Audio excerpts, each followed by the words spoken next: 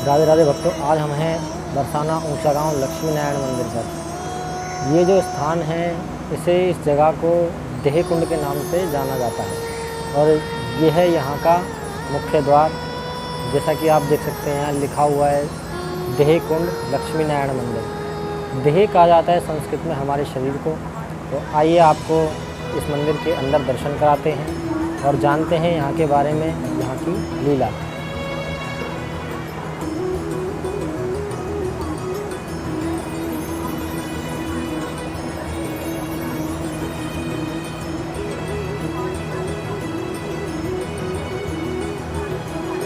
तो जैसा कि आप देख रहे हैं भक्तों, यहाँ के दर्शन जो हैं ये विग्रह हैं यहाँ के। सर्वप्रथम दर्शन हमें गोपाल जी के होते हैं। गोपाल जी से लीला शुरू होकर यहाँ लक्ष्मी नारायण की ओर जाती है। लक्ष्मी नारायण जी से होकर यहाँ देह कुंड देह बिहारी की ओर। तो यहाँ की जो लीला है, यहाँ का जो महत्व है वो इस प्रकार है कि इस जगह को ऊंचा गांव कहा जाता है। आज हम ऊंचा गांव में बैठे हुए हैं, लक्ष्मी नारायण मंदिर के अंदर बैठे हुए हैं। तो यहाँ पर भगवान ने राधा रानी का तुलादान किया है, अर्थात कि राधा रानी को सोने से तोला है।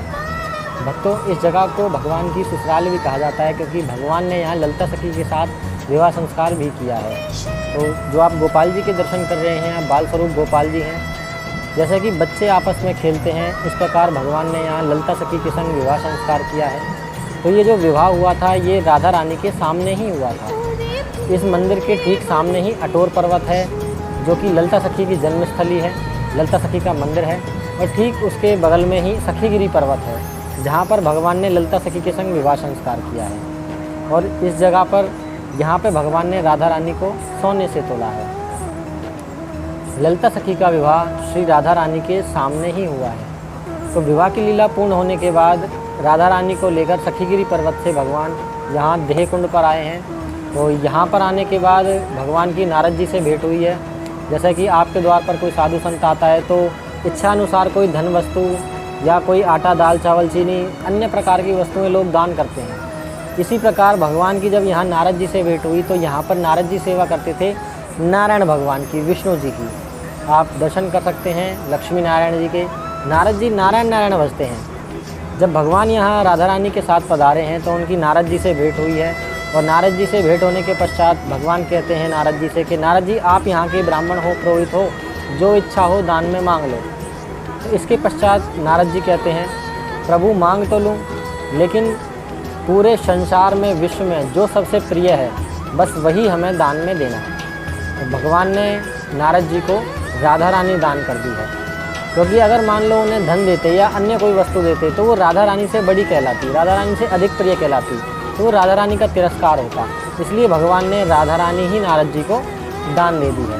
तो राधा रानी को जब दान दे दिया है तो दान देने के पश्चात भगवान ने राधा रानी से पूछा कि किशोरी जी अब मैं आपको वापस कैसे पाऊँ, क्योंकि दान दिया हुआ तो मैं वापस नहीं ले सकता।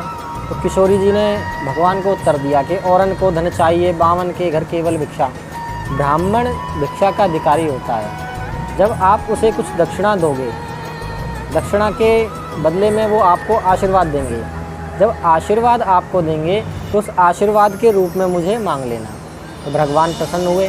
तो भगवान जब प्रसन्न हुए हैं तो प्रसन्न होने के बाद देह कुंड को भगवान ने ये 3 वरदान दिए हैं। पहला वरदान दिया भादों शुक्ला द्वादशी देह कुंड में नहाए तरण जन्म के पाप दर्शन ही ते जाएँ। अर्थात भगवान जब यहाँ पधारे हैं, भादों का महीना था, शुक्ल पक्ष है, वामन द्वादशी का दिन है। वामन द्वादशी के दिन ही भगवान ने यहाँ ललिता सखी के साथ विवाह संस्कार किया है और आज भी वही प्रथा चलती आ रही है। अगर आप उस लीला के दर्शन करना चाहते हैं तो आप राधा अष्टमी के ठीक 4 दिन बाद वामन द्वादशी आती है, उस दिन आप यहाँ पधार कर भगवान के विवाह का आनंद उठा सकते हैं।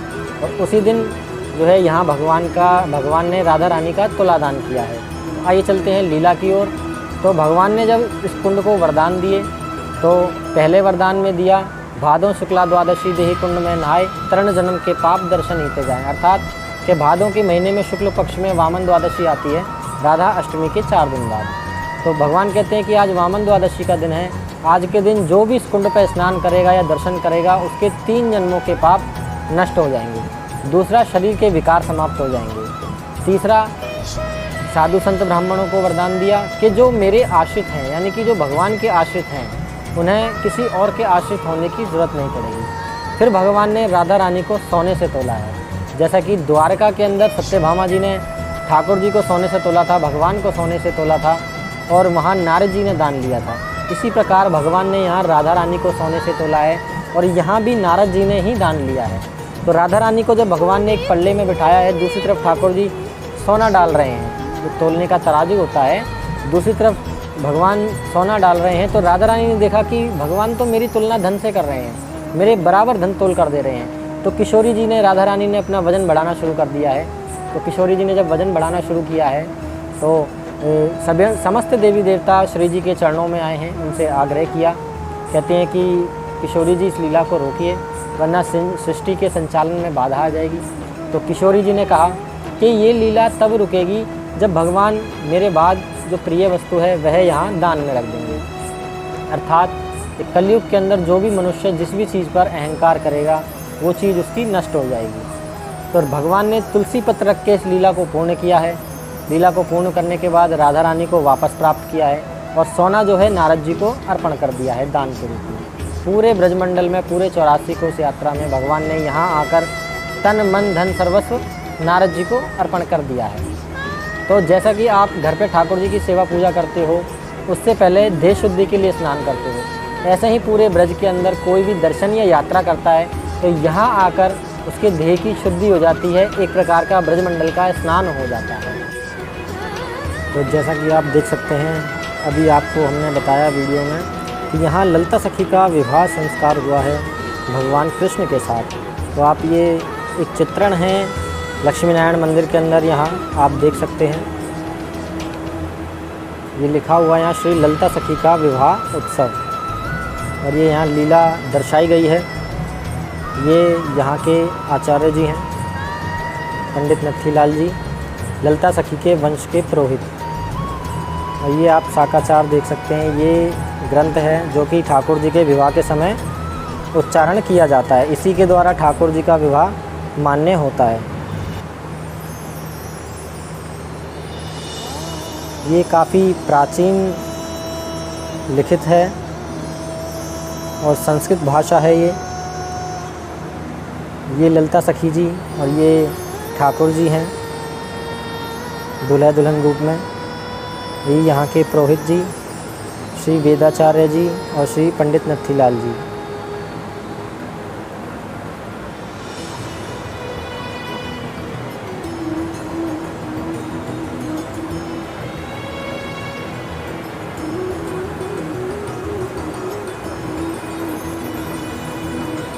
और इसी के साथ में यहाँ राधा रानी जी का तुलादान का चित्रण आप देख सकते हैं।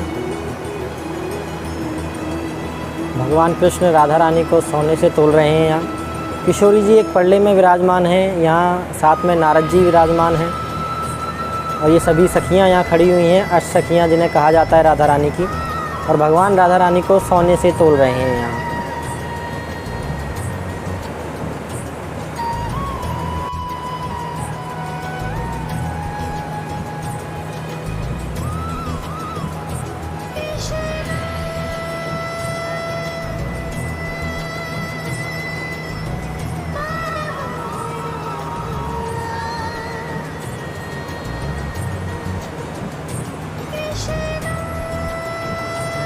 तो भक्तों, आज आपने जाना देहकुंड लक्ष्मी नारायण जी की यहाँ की जो कथा है उसका महत्व।